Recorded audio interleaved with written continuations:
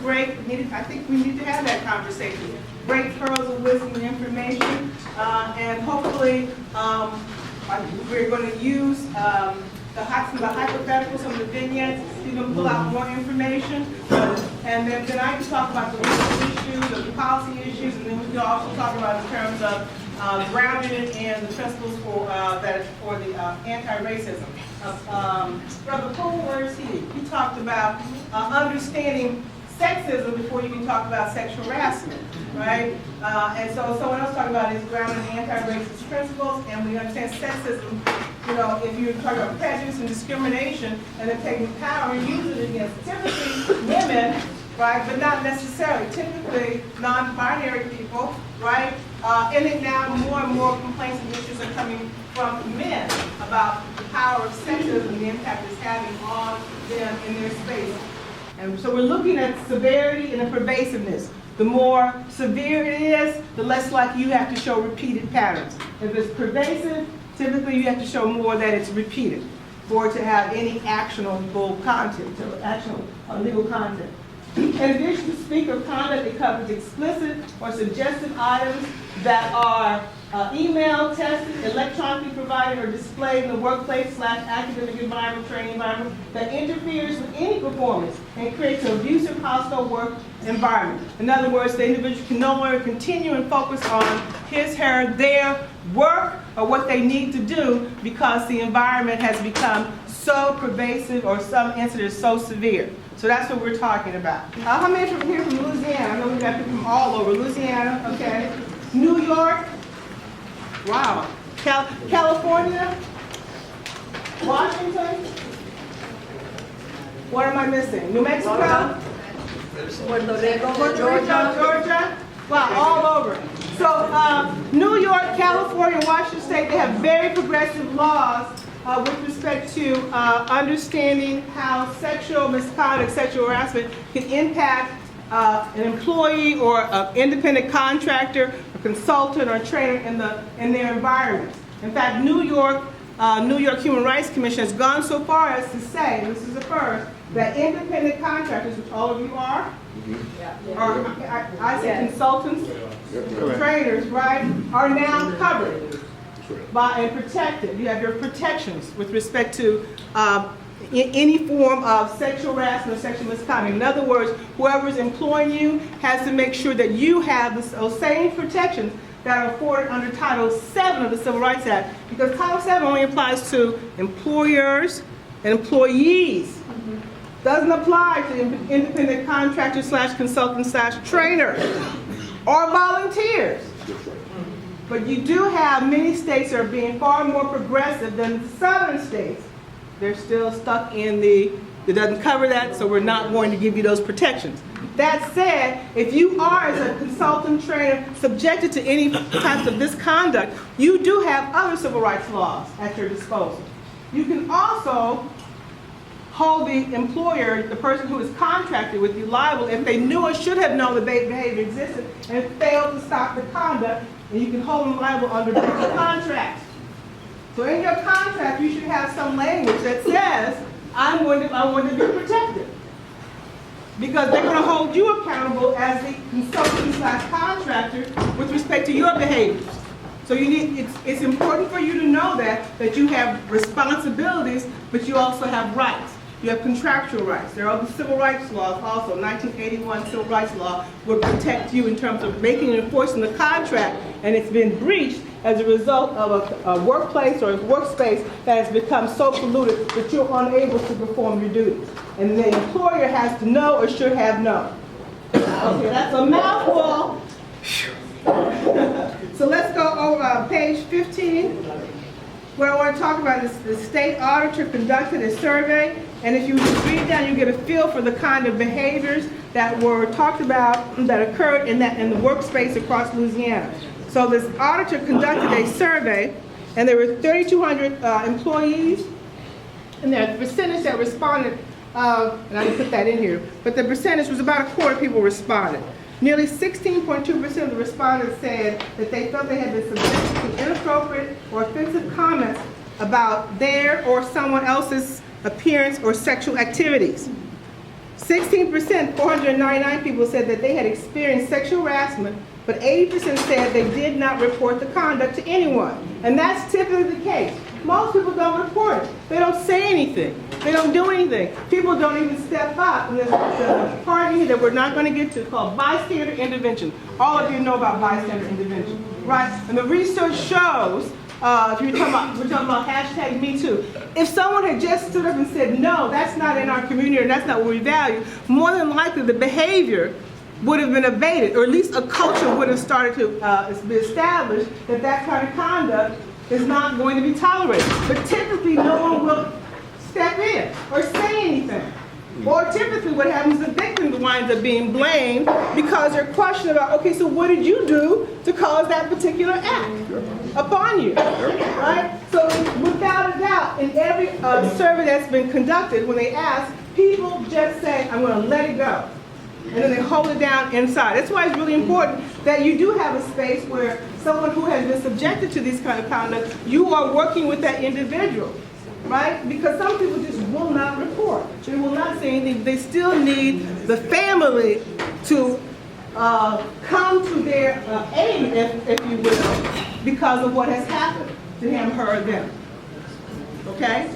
So, it goes on to say that out of the 3,200 people surveyed, 65 people said that a coworker or other state employee at their work continued to ask them out to dinner or for a drink or even for a more formal date, even if they had declined.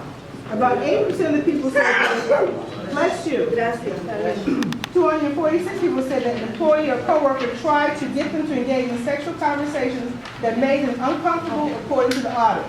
About 15% of surveyed respondents said another state employee or coworker had made sexual comments or told a sexual story that was insulting or offensive. So I'm just throwing that out there to give you some idea of the kind of conduct and behaviors we're talking about. Again, if it's unwelcome, right? We're looking for unwelcome behavior that there's no consent has been given. But sometimes even when an individual gives consent or welcome, it could still impact others in the workspace, third parties. As People's Institute, we understand very well, our position of power, particularly because very often when you go to these trainings, people idolize you so much that you're almost like a star. Yeah. People want to be around you. I remember when we used to joke with Ron, telling him, that people wanted to have their babies, because it was that kind of right? It was that kind of a relationship, so you have to be very, very aware of it. So for us, it's also the issue with us core trainers, but also with trainees, and how trainees sometimes think that you are have such level of integrity that we have to uphold ourselves to such a standard and collectively be calling on each other to correct some of the behavior. And that's where we are right now. But it has happened, and I think that we need to acknowledge that it does happen. So I think you have to carry So if I'm going to be real concrete about this, right? So if I'm looking at hearing and knowing, at least feeling I know who we are, but looking at this as concretely as the question asked. So we're going to acknowledge that whatever allegation or complaint is being made has some kind, needs to be held up. We're not going to make believe it's not there. That's really important. And that may sound obvious, but we started off this conversation saying that we're no longer going to not acknowledge, that we're going to be present to the truth and reality of the situation being brought to us. So number one, the investigation needs to have multiple phases, so that it's not just one linear process that occurs, and that has to be flushed out. And that investigation needs to be held on, the principles that we spoke about before, held up by that. The main thing that I want to say is that we're talking about moving forward, right? We're talking about finally addressing something, right? Not finally, but moving forward. So let me be clear in my language so people don't get upset about this. Now, when I look at this scenario, this is something that we do all the time. And what I mean by that is that when we finish, no matter where we're on a location, if we're finishing a workshop, there's ongoing conversations that happen. We go out to dinner. Yep. There are times where there's drinking that's involved. Yep. There are times that we're eating dinner and we're talking and we're laughing and we're having a good time. And if we're in a place where there's music being played, we dance. We have fun. We do all of these things. This is a part of what we do, right? So when I'm looking at this scenario, this is what we do. This is part of our cultural share, depending on where we might be. All of this stuff emerges from that. So so when we start talking about the fact that, you know, in this instance, I'm not clear about the claim. I read it differently than I think I heard us talk about. I didn't read it where there was two calls, like Marjorie said, there were two different people. I actually read it, and so I need help with that, because I read it where there was a board member who received a call from a college student who happened to go along, and this same board member then called the board that they know, the same board member, to say, hey, you know, this isn't something, you know, I'm concerned that if you're trying to do this and do it, you know, so I'm just saying all that to say that the information can, depending on the point of entry, can be interpreted in so many different ways, right? And so I guess when you ask us in this case discussion here, what do I mean? Do I see it between a 1 or a 10? I didn't see it as a 10. I didn't see it as a 9. I didn't see it as an 8. I saw it further in the scaling process. That's okay. And I didn't see it as an automatic 10 because there's so many different points of entry, and what does all of this mean? There's so much that we're asking to be interpreted here just in this paragraph. So that concerns me around how are we going to, or what are we going to do when we're looking at this, ultimately, which we should look at, and what this is going to wind up being. Okay, so allegations are just, that's an allegation, right? So no truth to that until there's a determination that has been made, as is a claim, right? So you should be concerned, it should be a red flag when this college student called the board, college student, woman, went along, called the next day to say that your associates seem overly familiar with students on the dance floor. All right? So you don't have enough information there, but that's enough for any member who's in a position of authority or power or positional power or whatever you call it to say, I didn't look into this further. None of it is, at this point, I have not made a determination. Right. But I need to move forward to find out what happened. That could be a gentle conversation with that individual. It could be, I need more names. What's the name of this young lady who called you? Maybe follow, I wouldn't follow with her first. I would follow with that individual to find out what happened. But you want an investigator who knows and understands also how you as an organization wish to proceed, right? Right. In not a non-punitive way, but to find out the truth. What happened? Can you repair it? But someone calls and says, she obviously was there. He was overly familiar on the dance floor. Well, What does that mean? well, you know, overly familiar, in my head means possibly somebody was uncomfortable, but we don't know. But I see, but in my We head, don't that know. doesn't necessarily mean that somebody was uncomfortable, other than the person saying she was overly That's why familiar. you- So I don't know what all of that means. That's why you need to look into it.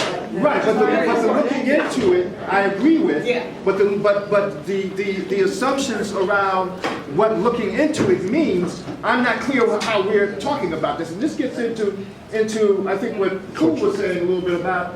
Well, that's what I'm really back in. I'm going to reel you back in. Yeah, that's fine. Because as a lawyer, if you have 3 or 4 more case studies like this, scenarios like this, you're probably headed to court. So I want you to understand that you want to make sure that the individual who is going to make the claim against you, sue you, that you'll be able to counter that with a good investigation. That's fine. I'm with that. I'm not independent of that. I'm with that. So many, oftentimes, these kind of scenarios come in with just that kind of vagueness. I see. Right? And so the hostile environment that I talked about really doesn't always start on the 10 end.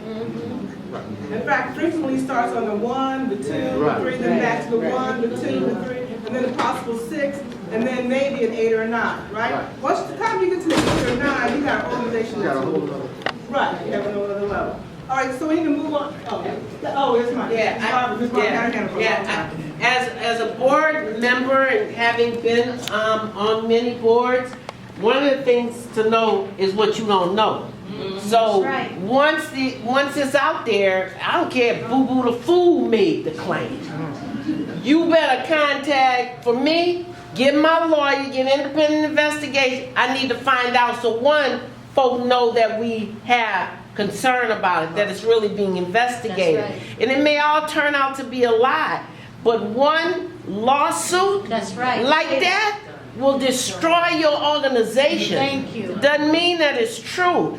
But I gotta know, first of all, I'm not a lawyer. I'm not gonna start as one board member, start writing letters, because that puts me in a very vulnerable position. I need an attorney who understands the law. Now, what we supposed to do at the Institute, if that happens, we supposed to have this humane policy to respond to whatever the allegations are. But you have to take it serious. I mean, it also says, somebody said, there seems not to have been any pre-training that you can't do it. But we know there's always gray space because we have relationships with people we train with. We understand that. You always can step out of bounds or be perceived as, so you need that legal kind of covering of having somebody, when somebody do that. The other thing for me was in this whole, because it's like, first of all, you need to know, you don't be inviting people. I don't even know if the dude did it. Maybe they was lying. Could have been some uptight somebody. He didn't invite her ass up to his room. I don't even know. But what I know is I don't know. And so I need to have I need to have my lawyer as a board member to say, how do we respond to this appropriately that does not make the organization more vulnerable, but also address the issue that there may have been harm caused. And my response is, the board got to immediately just put out a statement saying that we're aware of the complaint and it's under investigation. At least we're clear that it's on record that we're aware. We're not saying whether right or wrong, but we got it and we're looking into it. Just because of that question, what should the board member do? Both of those, and I think this report, once that statement is issued, then people should not be saying, trying to answer questions. Right. Leave that up to the national staff and the board. That's it. Right? And I know some of you are saying, well, that's obvious, Deborah, you need to tell us that. But you see we're having a conversation about it. Okay, you see we're having a conversation about that. Right? So if some reporter, all of you are out in the world training, but if some reporter calls you and says, I heard PISAB, your response should be, no comment. I'll refer you to the board side that put out a statement. Right? When that gets in the New York Post, you're assumed to be lying. That's true. And Thank you, David. because that charge, doesn't matter if it's right or wrong, in the public mindset, he did something. And same here. If you get charged with inappropriate behavior, in and of itself, the assumption of guilt is powerful. I don't care what we say. It is powerful. I saw, not that it was inappropriate, but the incident that Cool Black was talking about. I knew he was flashing back to those times in the housing developments of New Orleans where he was surrounded by police. I knew it was. Brother had been sent to Angola. Yes, he's, according to some, misspoke, but it's not actually what he said. It's what I heard, and were he not surrounded by people who love and care for him, he might never work again. Say that, David. This sort of, it is dangerous out there. In fact, that's why we have a team. We'll talk about that because we got to understand why and the responsibility that we hold.